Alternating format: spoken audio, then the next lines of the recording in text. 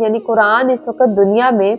سب سے زیادہ پڑھی جانے والی کتاب ہے، لیکن اس کے ساتھ ساتھ سب سے زیادہ جس کو بغیر سمجھے پڑھا جا رہا ہے وہ کتاب بھی قرآن ہی ہے۔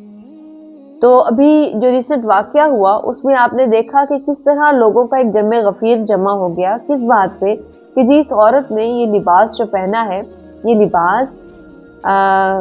مناسب نہیں ہے کیونکہ اس کے اوپر قرآن کی آیات لکھی ہوئی ہیں۔ اور جو میں نے ایک انٹرویو سنا اس شخص کا، وہ شخص خود کہہ رہا تھا کہ مجھے قرآن پڑھنا نہیں آتا،